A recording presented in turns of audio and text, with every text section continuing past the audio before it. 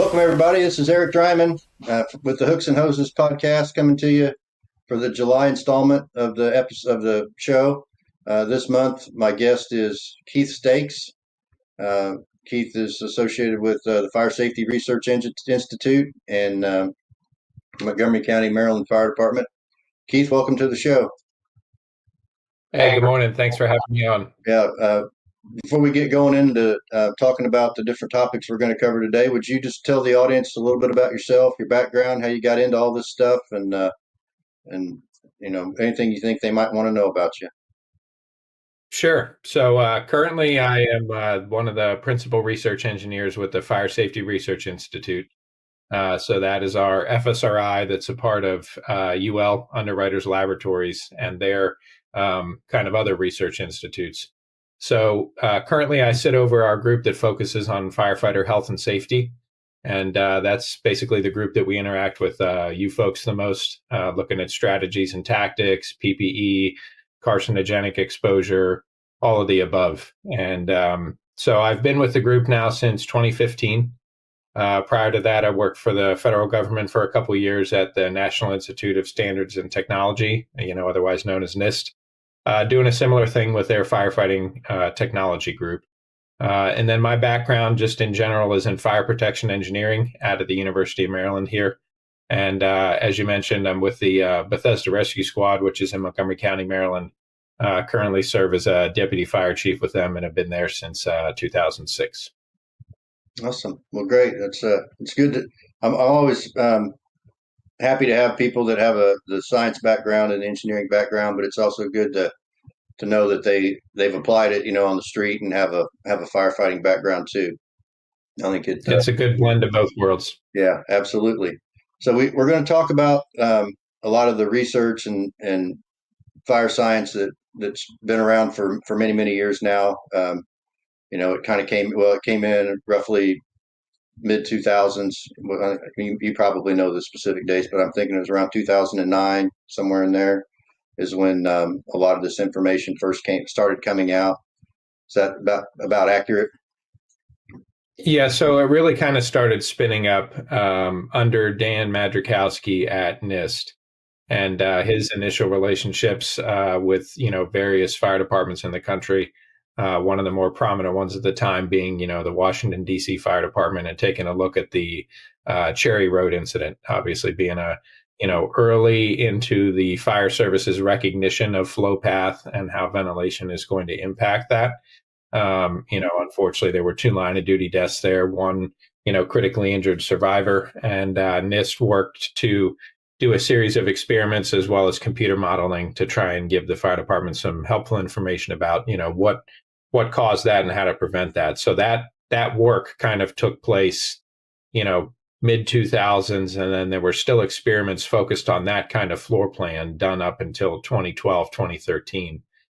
That was kind of the early onset into the fire service kind of work. So in the grand scheme of things, it's all still relatively kind of fresh when you look at it. Sure. Yeah, it is. It's certainly, time marches on and we get a lot of new people in the fire service. For many people that are in the fire service, younger members of the fire service, this is all they know, right? Flow path, thermal layering, neutral air, all those different, and many, many other terms. But a lot of this stuff is just normal to them. Guys like older folks like myself, it's not as normal, right? We had to learn these we had to learn terms for things that we already knew. We just didn't realize that now they were called flow path, or it was, called, controlling the door and isolating the room and a lot of the other things that we knew because we'd done it, we'd seen it, we'd been taught it before, but we didn't have the terminology that started being used to describe a lot of those things. But from your experience, Go ahead. You bring up very valid points. I mean, the fact that, there is a growing generation of folks that this is all they've known. And to them, it's not unfamiliar. To them, it's not a change of course. To them, it's not, something that they've got to try and digest and figure out what's going on and relate that to their past experience because it's all they know. Whereas, there's the other half of the puzzle when you take a look at it, and, all of this information is coming out and can certainly be very overwhelming at times. One of the things, that we want consistent in our messaging is obviously that none of this is new and novel. Fire physics has been fire physics since there was fire. Things are changing that drive a change in those resulting fire dynamics, like the materials and the building construction. And that's part of why there's continued work into this, even though some of the stuff seems like it's, been around and not too new. But it is kind of an interesting dynamic there with folks that this is all they know, and then folks that are, mid to later in their career that are still kind of working on the digestion of all of this and how it fits and jives with what they know from the past. Yeah, it is. It certainly is. And I've become an advocate of it. I believe in it.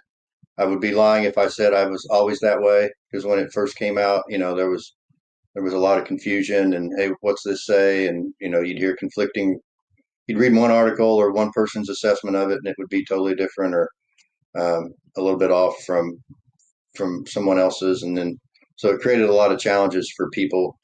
In your time, how have you been able to help some of the older folks or even younger folks who maybe might be resistant to some of this information? What are some ways that, having a firefighting background yourself as well as an engineering background, what are some ways that you've come up with to help deliver the message and make it more palatable to people who may be a little bit resistive or confused or those sorts of things? Sure. Good question. So I'll start with a little bit of the history first, and then I'll try and remember to come back to the how I've done it. So if I forget, let me know. Yeah. But in terms of the history, one of the things is obviously, I talked to you about how kind of relatively recent in the grand scheme of things, this stuff all kind of started.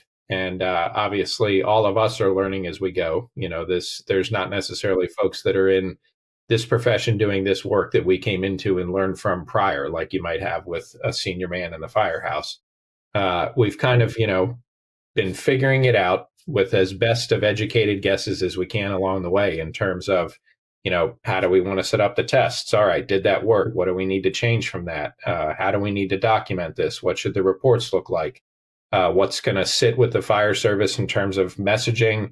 How are they going to be able to digest the information? What can we do to get it in more digestible training pieces, whether that be a course, video, short handouts, things along those lines? That stuff has kind of evolved through time, so we went from 10 to 15 years ago, writing hundreds and hundreds of pages for writing up the actual academic side of the experiments, which has to be done. That is the science piece. Whether or not that's the piece the fire service reads at the end of the day is not necessarily the most important, but for them, we want them to know that it's been peer reviewed, it's scientific, it's academic, the data is all there and publicly released for whenever they take a look at their training material and say, hey, I would like to dig a little bit deeper here. There's something that's not making sense to me. Well, they can get as deep into this as they want with all of the data and information there to draw their own conclusions and see the same thing. But as the course of time moved on, other agencies, fire departments, lone wolves, companies, whatever you want to call it, obviously see information coming out, right? And want to be a part of that, want to understand that, want to make sure that in good faith they are providing, the most up-to-date training as well. So with that comes your first line of the telephone, where you're now not hearing the message from the folks that did the work and wrote the work. You're hearing the message from a training event that you went up to. And those folks may or may not claim some sort of affiliation with us, or who we were at the time.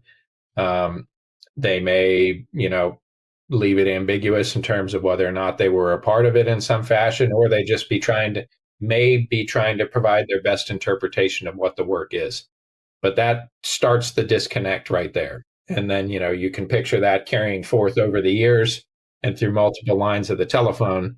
And what we've struggled with a lot over time is we'll have folks come to us and say, hey, we heard you said this, and, I have this exact experience, and so do these 10 other people standing next to me ready to come at you. that say counter to everything you've put out. And I'm like, all right, well, we need to back up to the origin of where you got this message, the root of what you think it means, and here's the correct interpretation of what that particular conclusion or tactic or what have you might be. Um, so it's been a lot of years of trying to ensure that the fire service is getting the correct message from the correct mouth. And with that, we've kind of learned some things over time as well in terms of um, limiting acronyms, for example. That is one, that's kind of come up, and the fire service loves its acronyms. Through and through, has nothing to do with tactics alone, but VES, VEIS is a great example, right? Some of the early work into Governor's Island, which was a very unique set of experiments that were done up on Governor's Island outside of FDNY, where the early NIST UL days, and where that came about was Dan Madrikowski was at NIST. Steve Kerber had moved over and started the UL work. They partnered together to do Governor's Island. And when you hear folks that are older in their career reference that they've seen this or been through this material, a lot of times that's back from the 2010 to 2012 timeframe of when the Governor's Island work came out. And you kind of see a disconnect of everything we've done since, and that they haven't been able to keep up with it. But getting back to the Governor's Island work and the acronym, so VES, VEIS, right? Part of those tests showed and actually were able to put data to things we already knew, that if you're entering in a structure via a window and you want to complete a search, time is of the essence, because depending on where you are in relation to the fire, you're going to be chased out. There's nothing novel there. But it was trying to provide the fire service something to emphasize the fact that focus on seeing if there is the ability to isolate the compartment you enter, and if you can, do so. Some folks took that and said, all right, well, we need to add the I in. Some didn't. At the end of the day, it does not matter. And, as you've seen, and I know we've talked about before, we don't even reference things as VES or VEIS anymore. It's just, where are you and what are you doing, right? So am I entering in the structure via a door to do a search? Am I entering in the structure via a window to do the search? I want your concerns to be the same, whether you're entering in a door or a window. Do I need to control the door or window behind me? Do I need to isolate the compartment I'm in? Am I able to ventilate if I've been able to isolate? All of these things are pertinent, regardless of where you enter in the building. And then I'll kind of pause after this next comment. The other aspect of this is in reference to kind of the early adoption or understanding of the notion of transitional attack or exterior water, right? That is probably one of the most pronounced things that has kind of been a sticking point for fire service research in the past 15 years. And a lot of it, again, comes back to that game of telephone of who took what message, how did they, understand it to the best of their ability and pass it along. But unfortunately, with that came a lot of things that were not the intent of the work. And the history of that goes back to the fact that, as you do research, you have to break apart variables and look at things one at a time. We can't go and say, here's the fire ground, and we're going to study all the types of ventilation, all the types of water application, all the types of search and rescue, put it all together, and here's one set of tests, and it's done. We have to look at those tactics individually in different types of buildings. And so that's going to take years and years and years to do. I mean, frankly, in the residential world, we're still doing it, but we've gotten close to what I would say is that 100%, kind of body of work within the past 5 years. And that's been 15 years of work doing it. So when you look at that and doing the variables individually, we started with ventilation, because you have to understand the fire first before the fire department's interaction with that fire. And so when you're looking at that ventilation, the ventilation is a little bit ambiguous in the sense of, well, the fire could do it, a bystander could do it, or the fire department could do it. But what we're focused on is not so much the ventilation tactic, but more so how it changes the fire behavior, in a sense, independent of suppression, right? Because we're trying to isolate that variable. So that's back to horizontal, vertical, positive pressure, those early on studies. Those early on studies were done at the laboratory that Underwriters Laboratories has in Northbrook, Illinois. And at the time, the FSRI group was just 2 folks, and they relied on a staff of folks that worked for UL that specifically worked, managed, and ran that lab. And as a part of their job, they were firefighters, but the majority of them were not firefighters outside of working for UL and doing laboratory testing. And the firefighting that they were doing for laboratory testing was more along the lines of uh, product certification and things like that, where you may have high rack storage inside of a building and they need to certify sprinklers. So they're going to ignite the high rack storage, test out the sprinkler pattern, and provide that UL listing. So with that being said, that's that group of quote unquote firefighters experience. So when it came time to the early tactics studies, you're working with a group of folks that are lab technicians, but the majority of their job has nothing to do with being in PPE and operating, in an IDLH, if you will. Certainly not anything to the interior structural world. So actually, a lot of that work and this initial kind of like, hey, look at how great well applied exterior water works came from the fact that the folks doing the firefighting was the group I described, and they were outside of the building for the very reason we just talked about. So then that that got translated into the fire service and through the fire service, as, hey, the only thing FSRI is looking at is exterior water, right? And it's like, where's the interior component? Where are we missing half the puzzle? Where's the bread and butter of what we do? And everybody's missing the context, and that's kind of stuff that's hard to tell the story, to get the story out and have folks understand why. But sitting here having a conversation with you, it kind of boils down, right, to pretty simple things of, we need to look at things individually, who was involved at the time, how we learned and grown over the years, and we have rounded out the puzzle as we've moved forward. I know that was a rant and I completely missed what we asked. But what do you have for this? Well, the question was about people who came into their career not having all this information versus people who this is all they know, and how Sure. some of the struggles, or how have you been able to relate some of this information better to people like me who have just as much time before all this research came out as I do after it came out. So as we were talking before we started recording, a lot of these things we were doing, we knew that, if we isolated a room, that we were protecting it from the fire, and we didn't worry so much about door control like we do now. But a lot of the things that suddenly had names, flow path, thermal layering, neutral plane, unidirectional, bidirectional flow paths, right? We knew all these things. We just didn't have fancy names for them. And Sure. so from that perspective, in your time doing this, and particularly a background as a firefighter, how have you been able to kind of make this stuff make more sense to folks who maybe either were resistive or just were confused based on the new terminology and stuff like that? Yep. So I would say one of the biggest things is relationships, and that kind of, is the root of everything in the fire service in terms of how do you get to success. But relationships in the aspect of taking the time to hear folks out. And, as I became more confident in the material and what we were doing and understanding the conclusions better, it became a lot easier to be able to read the room and read the group of folks that you're talking with, to see where they may have issues and try and foster more of a conversation like presentation, where in a sense you're kind of sitting around the firehouse kitchen table. And even if it's the majority of the time, as you're up presenting information that unfortunately is facts, it's not opinion. So it's hard for folks to be able to want to bring up what questions they may have that are kind of contradictory to something we may have said, right? So a lot of times that ends up happening after the presentation is concluded, which is totally fine. But as folks come up, they say, hey, I don't quite jive with this, and I have some experience that tells me otherwise.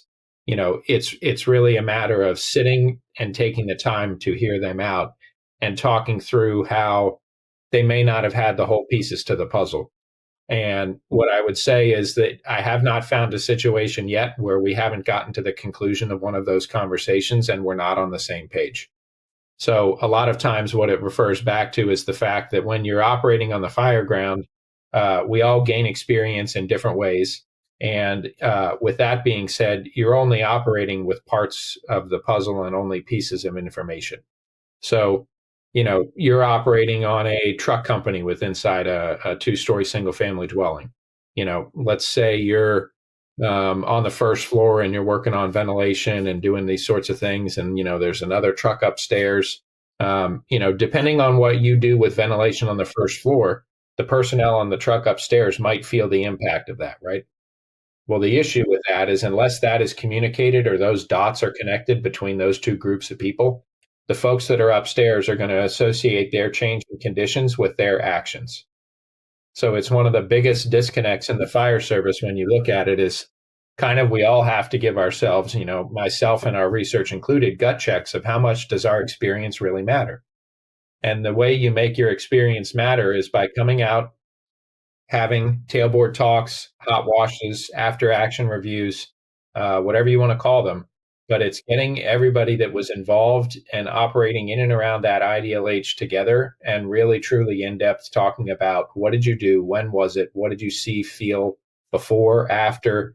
How did that relate to what we were doing here before, during, and after? And having those conversations and talking for hours after that call happens takes that experience that you had there and elevates it substantially and makes it relevant. And so, a lot of it is, as you go back and look at the folks that are struggling with connecting the dots here, it's that, we're not putting terms to things to try and make them seem new and novel. We're putting terms to things to give folks something to call it and something to relate to and be able to educate to. So that's the purpose behind it. But without that stuff being there and without these other conversations happening, folks gained experience, but they didn't really have the context as to what was going on and why. And so sometimes it's just a matter of taking the time and sitting down and having a conversation. And the way we like to kind of refer to it in simplicity is we want to square your experience up with the research. So let's blend the two, right? You have the experience. Let's talk about it. Let's get to the root of what it is. And then I will provide you the factual information as to likely what happened as best we can with what we both know. Mm-hmm. Yeah. I think that's important to and that you said something there that I hadn't really thought about before, but you used the example of the truck crew on the second floor and things suddenly change, good or bad, and they relate, they connect that with whatever their actions were, not realizing that somebody did something, on the first floor that directly contributed. Sure. That's a great point, and I hadn't really looked at it, I guess, that way in some of these things. I know one of the things that I hear, and I'm probably guilty of saying over the years, is when this research is being done, I understand the importance of consistency and changing one variable at a time in order to be able to having the same furnishings, the same size rooms, all those sorts of things, and then changing one thing each burn or tweaking something here or there just to see how it affects the information. How do you square, as you say, square the information with folks who say, well, you can't reproduce the real world, right? We don't operate in these nice, clean, environments with,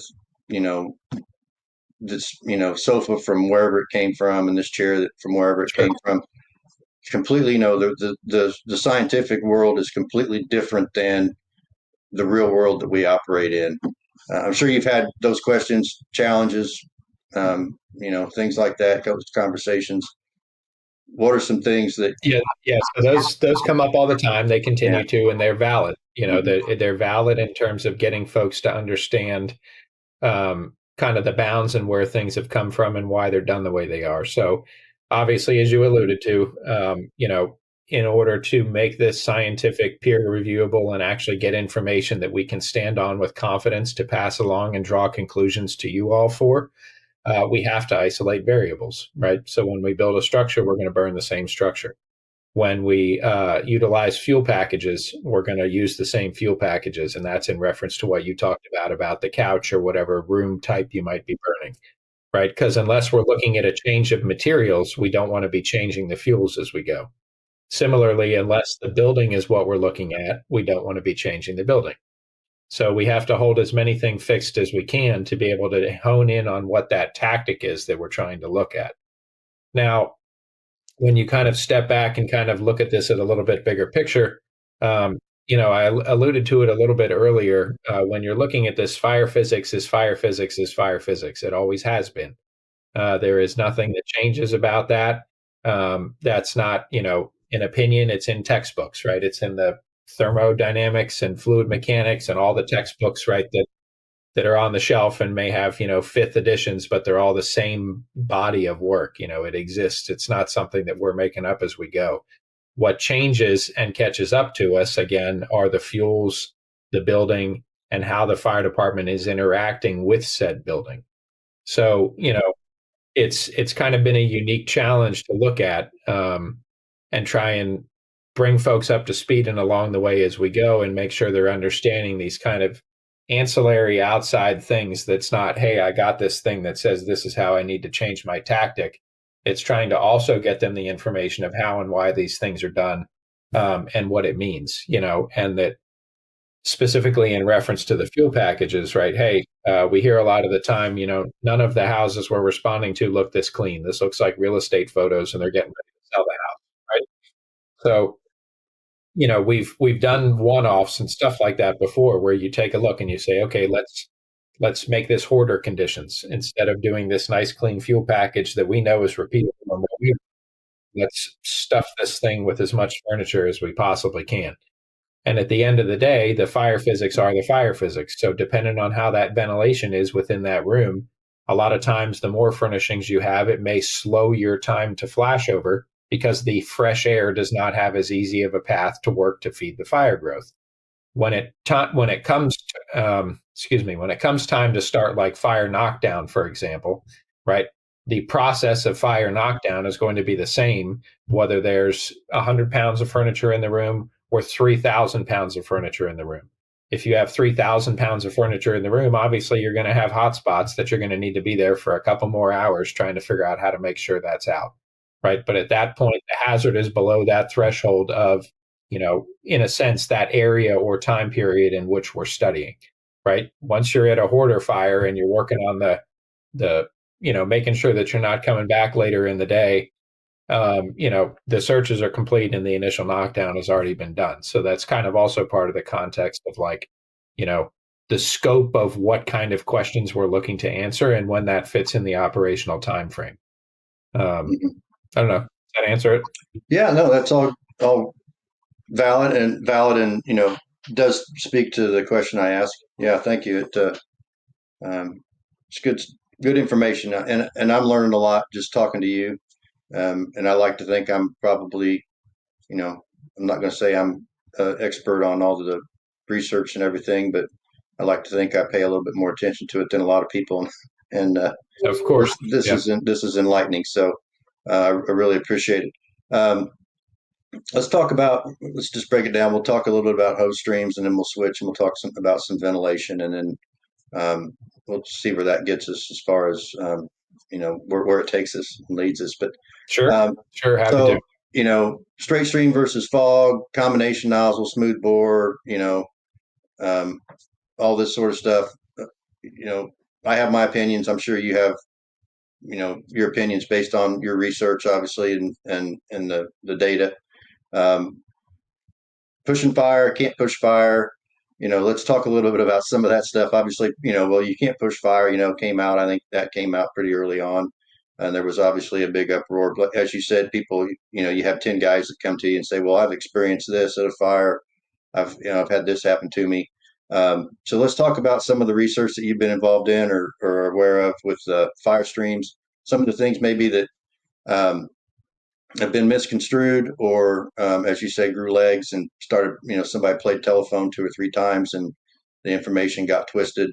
And if there were any instances where you were like you had an epiphany or, oh man, I can't, wow, this is really, never would have thought this would have happened. So I know that's a lot, Sure. but just kind of expand on your experience doing some of the stream testing that's been done, and the pushing fire, and all the things that we're both aware of are out there. So Yeah, all right. I'll get into it and I'll see if I can keep it as high level as I can. And if we start to go too long or too off course, let me know. no, you're fine. Yeah. So what's kind of funny is suppression has kind of become my passion in a sense, Okay. in terms of um, understanding and then physically doing the work. So like, I've been involved in the suppression work that we've done since it started, back to the initial interior and exterior stream study.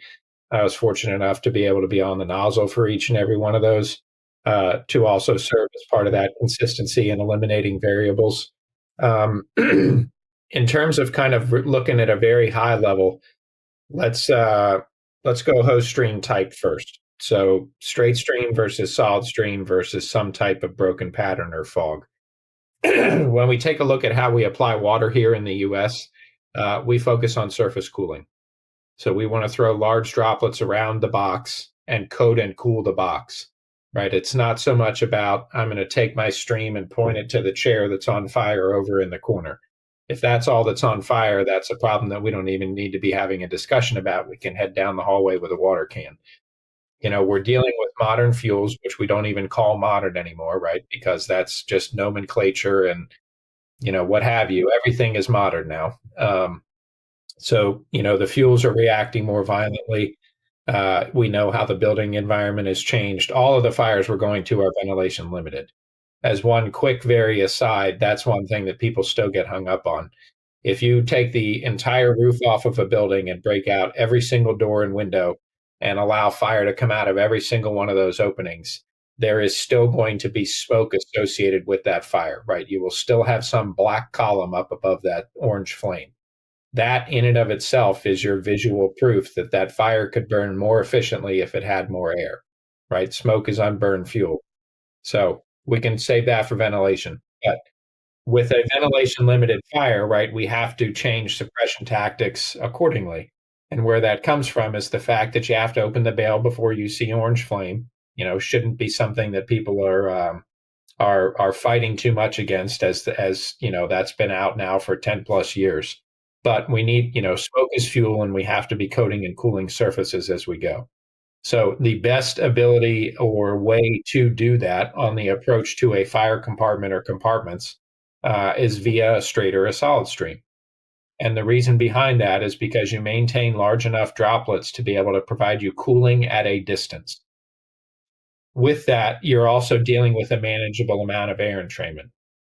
So as you open that bale and you're flowing a straight or a solid stream in some type of pattern, whatever you want to do, O's, T's, N's, what have you, you're going to be bringing in air with the stream, right? But that is a good thing, assuming you have an equal amount of cooling out ahead of the nozzle.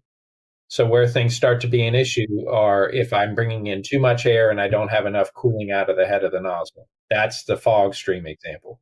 So fog stream, because the stream is more broken up, the droplets are smaller, they're moving more air. I'm bringing in a whole lot, but the droplets are too small. They're not surviving the environment to get downrange and coat and cool those surfaces.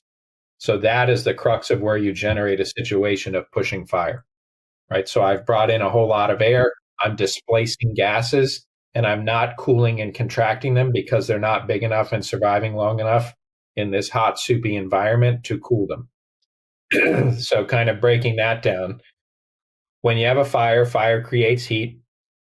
Heat generates pressure. What's also associated with pressure is an increase in temperature, right? Pressure and temperature are directly related.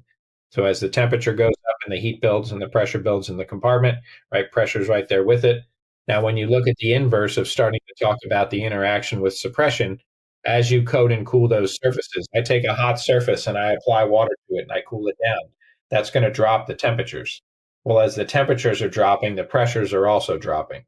And as the pressures drop, the gases inside the building contract, right? That is the fundamental principle of how we surface cool, and how we're dealing with changing that environment and bringing that back to tenable and no longer an ideal H.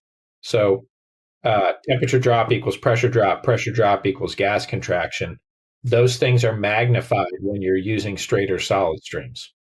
When you're using that fog stream, too much air, not enough cooling, we redirect flow and push fire.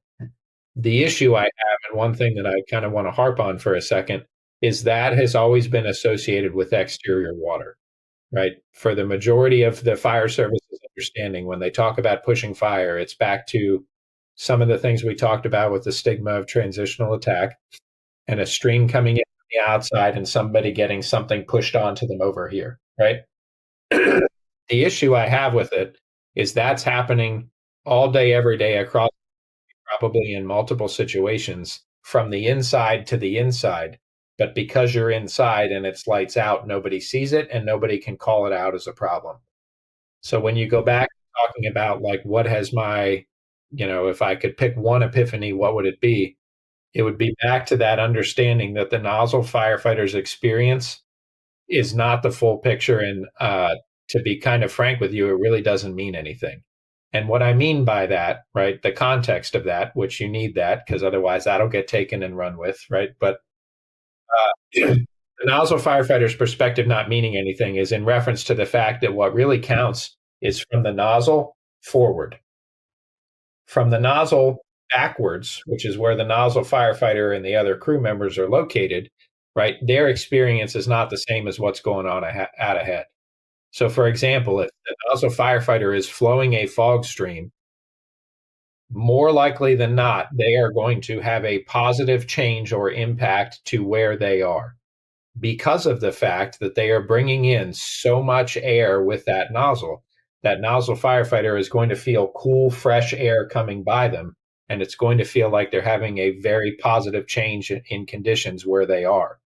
Right. And they very easily can translate that to, well, if I feel this, it's got to be happening down there where the water's going. Right. But here's the issue. We just talked through it. In that nozzle forward, you're having too much air and you're not having enough cooling. So now you're increasing the temperature and you're increasing the pressure. The fire is actually getting bigger before you can get there to put the fire out. So, you now have a nozzle firefighter that is moving forward with a fog stream thinking things are all hunky dory and victims are literally and physically getting burned out ahead of you. And take an example of a truck coming in a window to do a search out ahead of the hand line around the corner. Well, that fire pushed them back out that window, right? So it's not just outside in, it's inside, it's inside out, right? These things happen regardless of where you're flowing the water from. Sometimes we just go back to what we're physically able to see, which is somebody with a cell phone or their eyes outside the building. Right. But the biggest takeaway for me is getting folks to understand that that's happening even on the inside. And that's why you have to be extremely cognizant of your stream choice. And then I'll kind of wrap up this part with this is that, if you have, which there's still a lot of fire departments, majority, I would say, of fire departments in the US have some type of fog nozzle, right? Whether that's combination, automatic, selectable, whatever it might be. Basically the ability to turn and change that pattern. Here's the issue. When do we tell people to check the pattern? At the front door, right? Now, what happens when they go inside the building? They make their first turn. There's clutter, as you said, right? It's not all pristine furniture everywhere. They make their first turn. They're ready to open the bail. What happens if that bumper ran down the wall, as they were getting in position? Well, now that thing could have been turned to a fog. And again, as we just talked through, is the nozzle firefighter going to know that pattern was changed? Probably not. Right? Depends how dialed in they are, how much they understand all this stuff, the ability to see, feel, and hear these changes in conditions. But more likely than not, they're going to just open the bail thinking it's still on a straight stream because it's what they put it on the outside. And guess what? They're now doing damage everywhere from the nozzle point forward. So stream choice and how we apply water in the US is extremely critical, and it's got to be straight or solid in some type of pattern for that initial knockdown. All right. Thanks for that. That was good information. Okay, so let's switch to ventilation. I remember when Sure. Some of the ventilation studies came out, and and all of a sudden vertical ventilation is bad, and we should never go to another roof again in the rest of our career was one thing that I heard. Whether not that it came from specifically from you folks, but that was the interpretation of some of the ventilation studies that were done, particularly the vertical ventilation stuff. kind of talk through maybe some of the facts, the fiction, um, the misinterpretations that you've experienced when dealing with ventilation. Yep. So I will go back to re-highlighting the fact that, again, ventilation studies now were done about 20 years ago, and they were the first ones conducted, meaning they were done, by themselves in a sense of they were isolated as variables, right? So those studies were not looking at fire ground coordination. Very, very loosely, you could say they were looking at some type of incorporation of suppression, but we talked through that already in terms of how that was done in those buildings, right? It was really trying to understand how do those individual ventilation tactics impact the fire behavior, right? Some of which you could translate to say, hey, the fire department might do this, or it just might be if this window is opened at this time, this is what's going to happen inside the building, right? So um, let's talk about horizontal. So starting with horizontal, even when I joined, which in the grand scheme of things was not that long ago, but 2006, 2007 timeframe, we were still taught as you vent as you go, right? So you're gonna search a building, you're moving about, you're gonna take a window as you go, get visibility back, get all the hot bad stuff out, right? So even in that time frame, we still weren't talking about okay, well, depending on how these fuels and buildings have evolved, that's going to cause some problems if there's not water going on the fire. So the horizontal ventilation study really kind of boils down to um, understanding that timing matters, that ventilation is a good thing. However, the timing matters, and it's got to be done in conjunction with suppression, right?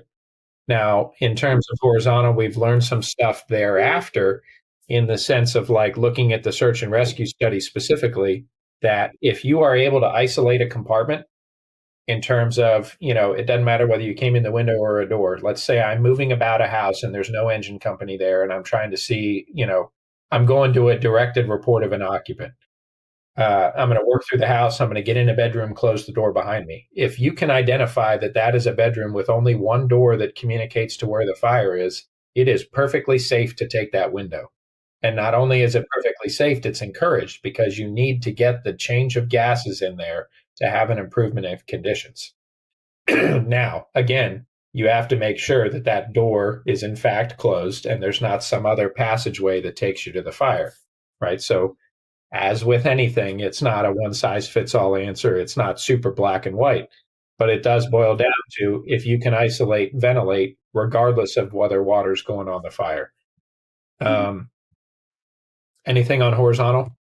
No, I think that's important for people to understand. It's not like you said, it's the same thing for me. I was taught, you get there, the more windows you break, the cooler it's going to be Sure. inside and all that stuff. Right. And I appreciate to go back to an earlier statement. You said we shouldn't even be calling it modern furnishings anymore. Right. Because there's no such thing as legacy furnishings basically. Right. Um, Yep. I started this gig back in 1990 and not that there was probably a higher percentage of naturally occurring, man-made furniture, natural materials. But even for me back then, 70, 80% of everything that was burning back then, as you mentioned, is, what we call modern, these Sure. petroleum based, cushions and coverings and everything else. So I think that's, and I preach on that sometimes when I teach is, everybody says, well, legacy versus modern. And most of us never saw legacy, right? I mean, Yeah. in our Yeah. careers, I mean, as far as furnishings go, we can still experience legacy construction, but even that's sometimes misinterpreted. But I think it's important when we talk about teaching this stuff, and I know I do it, and a lot of the people that I teach with do it, but just reemphasizing it's okay to take a window as long as you can isolate where that window is, right? And we preach that a lot, particularly when we're doing search, right? You come into a room, shut the door behind you. Well, that to some people is taboo, right? Now I'm cutting off my means Sure. of egress, right? Well, it's no, you're not. No, you're not. Think about where you're at. I mean, you're not. We didn't just close the door and put you in the middle of a million square foot warehouse and you got to crawl around and find it. You're in a 10 by 10 bedroom or whatever. So I think some of Yep. those things, as you said, you got to put them into to context and really think about what you're doing and why you're doing it. Timing is certainly very important. I preach that again. You can't just go around and randomly break windows. You got to make sure that you hear water, bouncing around, or you notice smoke condition change or whatever, so that that the hand line's hitting the fire, cooling the box as you referenced earlier. Then we take the window, or hopefully it's you get your timing down. But timing is very important on a lot of this stuff, and I think that's sometimes either not thought about or it's misconstrued. Good intentions. Yeah, I mean, one of the application just kind of sucks. Some people. So. Totally agreed.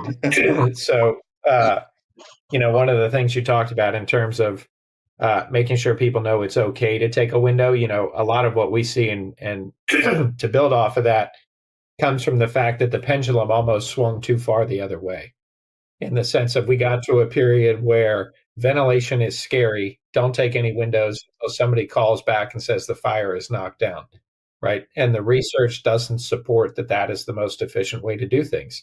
The ventilation has got to be in conjunction with suppression, and it's got to happen quickly if you care about people that are inside of these buildings. If you're able to have enough information known about the building and where the fire location is within that building, there are times where you want the window out ahead of where the fire is, taken before the water starts, right? That's a common practice done in the States, but certainly there would be a lot of stigma around that now because of that pendulum swing. Same thing with ventilation behind the line as it's moving towards the fire. The more ventilation you have behind the line, assuming it's flowing, right? It's got to be flowing, the bale's open. You're going to be able to bring in more fresh air and improve conditions. So, it's kind of interesting. Door control, as you hit on, is one. Door control is another one where the pendulum went way too far. It was, we'll control the door on everything. And it was like, well, hold on a second, right? Door control is important in the single family environment in a couple of situations. One of which is if you show up on a special service, you have a report of an occupant inside and there's no engine there yet to start working on the fire. Well, you need to commit to this building. There's people in this building. You better close your entry door behind you, or you're not going to have an exit door. The second of which being, as you move through the structure, isolate as you go, right? Until there's water on the fire, get those spaces isolated. Honestly, the best way to conduct a search if you don't know where the victim is and there's not any water on the fire is not to physically go room by room and search. It's to run through the building and get all the doors closed, and then start going and opening the windows of all the doors you were able to close, right? I mean, that's the best way. If you don't know where that victim is and there's not water on the fire, just get everything compartmented and then take a second, figure it out, and come back to your higher priority areas based on time and structure type. Outside of that, if you're doing a normal fire attack in a single family home, it doesn't matter the number of floors. If they're doing a flow and move approach, which is what we want them to be doing because we know the benefits of that, both behind and ahead of the line, you want that door open behind you. So you don't want door control if there's a crew moving through the house doing a flow and move. You're limiting the amount of fresh air that they can bring in. Now, if you show up to a super smoky, hot, soupy mess and you have no idea where the fire is, well, keep your ventilation controlled, right? This stuff is not that crazy concepts to kind of digest. We don't want to be going and breaking everything out if it's just smoke pouring from every orifice in this building and we don't know where the fire is, because things are going to get worse. And the other one funny thing that we see with that I shouldn't say is funny, but is whenever you pull up to a hot, smoke, soupy mess where you don't know where the fire is, a lot of times people are like, well, let's take this window and the fire will show itself, right? But they're missing the crux of everything, that the fire is there because you did that. That's not where the fire started. So the whole notion of like, let's ventilate so we can see and identify where the fire is totally a myth. Because the fire will go where you tell it to go. That's back to our physics books that say what happens, right? And then the last thing closing out door control is the fact that in the multifamily environment, and I'm saying that specifically multifamily because it could be across structure types, it could be garden style apartments, it could be a residential high-rise building, what have you. In the multifamily environment, you're concerned about life safety, or you're concerned about life safety everywhere. But what I mean by that is you need a means of egress to support life safety. So if you got a fire in a first floor apartment and you're in a garden style apartment building where there's 3 floors above, whatever you do to that fire apartment door is going to impact everybody else's ability to egress that building. And so if you pop in there first and that stairwell is clean, right, meaning that the stairwell has not had any smoke migration into it yet, and you go and open the fire apartment door and leave it open, we know what's going to happen, right? You're going to trash the stairwell up. And unless you've had crews to be able to get to those 12 other apartments and get people clear, you're going to now start having distractions to the incident because the IC out front is going to be getting called from communications saying, hey, Mrs. Smith in apartment, 4-3 can't get out, right? And now I've got to process that distraction, assign a crew to that distraction, and go and reassure her that if she stays in her apartment, everything's fine, right? Higher risk, waste of time, total distraction. Whereas if we just manage that door, right, or better yet, let's say the apartment's on the first floor, go in through the slider. If the fire apartment door to the stairwell is closed, leave it closed. Go in through the slider, right? Work into the apartment that way. So door control in the multifamily environment is for a little bit different of a purpose. It's not so much limiting fire growth, it's about protection of the egress. So that's that kind of probably closes out horizontal. You ready for vertical? Sure. Lay it on me. So vertical ventilation certainly has a time or a place. I would say that there are a bunch of implied assumptions that people really need to understand with it. And it's the fact that timing, just like horizontal, but in a lot of instances more important than horizontal, timing is critical. The problem is obviously, as we know, right, just like you say, modern furnishings have been modern furnishings, right? Everybody in the fire service now should know that if you ventilate in lieu of water application, things are going to get worse, right? Not something crazy and novel, but we still see it manifest in certain ways. Anyways, with vertical, if you vertically ventilate too early, well, you're going to be drawing fire up and things are going to get worse.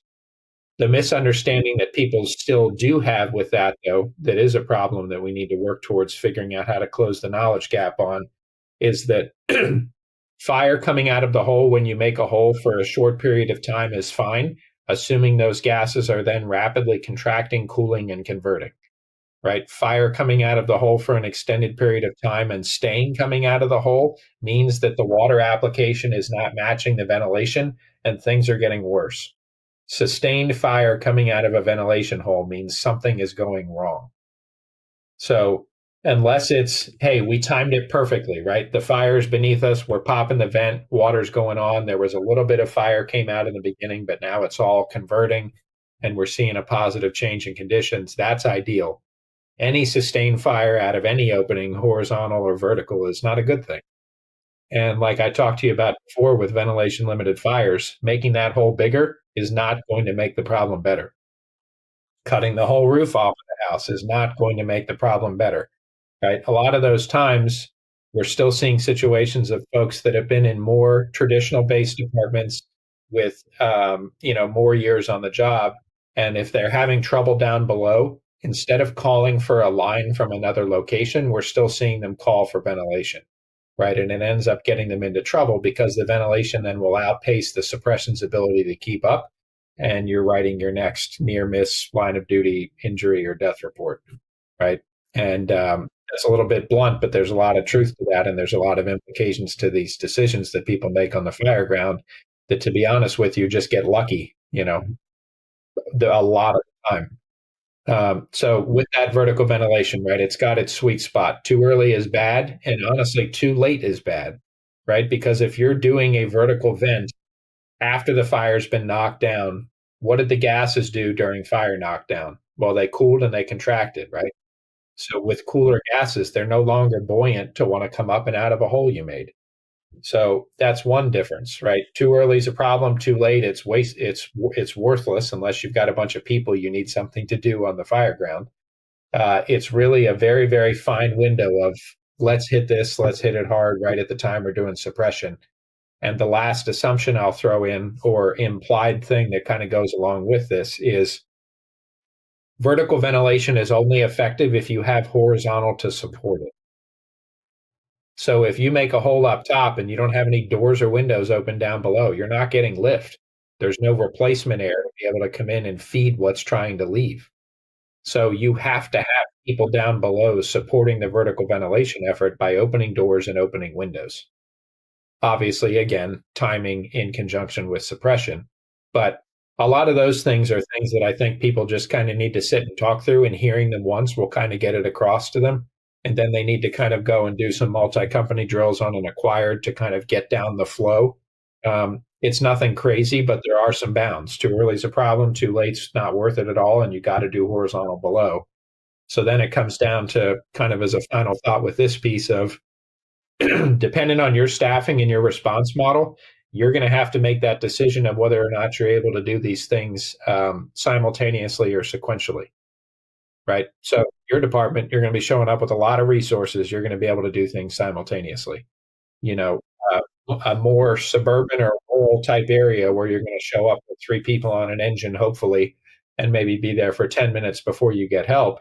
Well, you've got to prioritize what you're going to do. And when you start looking at sequential operations, not simultaneous, the answer more often than not is water first, followed by whatever else. Mm-hmm. No, I think that's very important.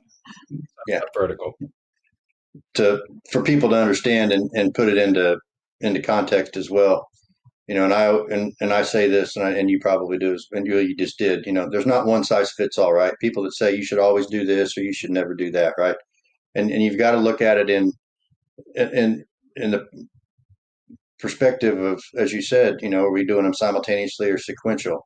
It's great to be able to rattle off a list of tactical priorities and say we're going to search, we're going to vent, we're going to stretch a hand line, we're going to do all these different things. If you only got 3 people, you're not getting all that stuff done. I mean, you're certainly not getting all that stuff done at once, right? So then you got to say, okay, which one's going to give me the most bang for my buck, right? I got 3 firefighters here.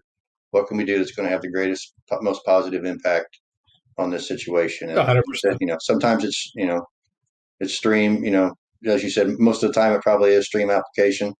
I don't like to say always because there's you can't say always, but anyway. Sure. Yeah.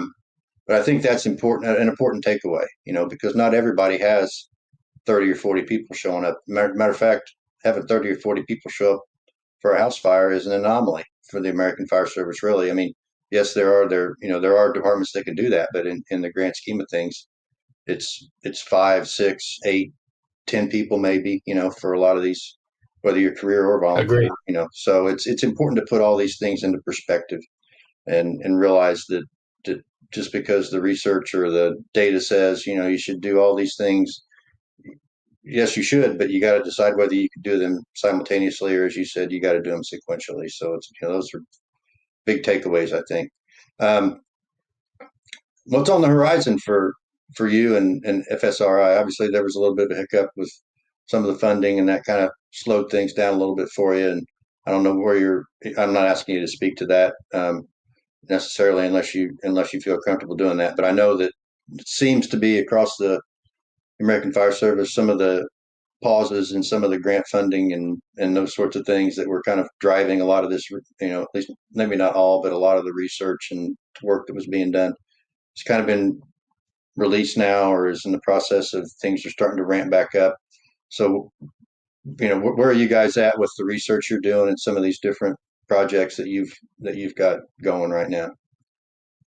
Sure. So starting with the funding aspect first, we've been fortunate since 2019 to where we haven't applied for a grant up until this year. We just applied for one and got it submitted to try and bring in some supplemental funding for a project I'll talk to you about in a moment.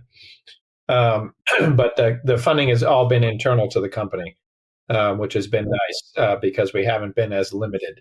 One of the unfortunate things with the grant funding, and it's only unfortunate because of the scale and scope of work we want to do, is that it's obviously a fixed pot of money, and with that, there's time constraints in terms of the grant, which don't always align with research is not known. We're doing it because it's the unknown, so it's hard to fit a timeline sometimes. And with the complexity of how the research and experiments have changed over the past 15 years, it's very hard to do within the allowable budget of, what the grants offer. So they're fantastic supplemental funding. So that's that's an avenue we're going to be exploring now to supplement a current project.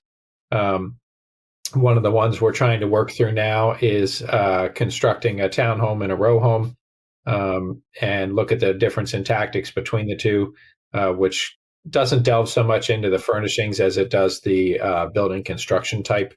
Looking at inner city style older row home construction, if you will, versus your modern communities where a horse farm gets sold and there's now 500 townhouses there, um, that kind of deal. And then with that, we had a hiccup in that project. As I'm sure some folks have heard, we had a fire in one of those buildings last year, so we had to hit reset on those. And we've started back construction, but what that's allowed us to do is kind of slow down a little bit and expand the scope. So we're going to be building a third structure that is specifically taking a look at water application and really trying to take what we did from that initial suppression study and blow it up in terms of scale. So when we looked at water mapping or water distribution, whatever you want to call it, how we apply water based on stream type, angle, flow, pressure, so on and so forth, that led to a lot of where we've gotten now in terms of maneuverability, right? Placement over volume, the design of attack packages, the way the U.S. has kind of moved with that, flow and move, all that kind of stuff stemmed back from this initial work. And it's where that hose stream mechanics prop, the water flow prop came from and things along those lines. That kind of was done at a room scale. And that kind of was the base of everything and started with that. And we want to take that and go to building scale now. So not just a room, but the whole floor of a building, but then almost more importantly than that, multiple floors. So I'll kind of boil it down to this example.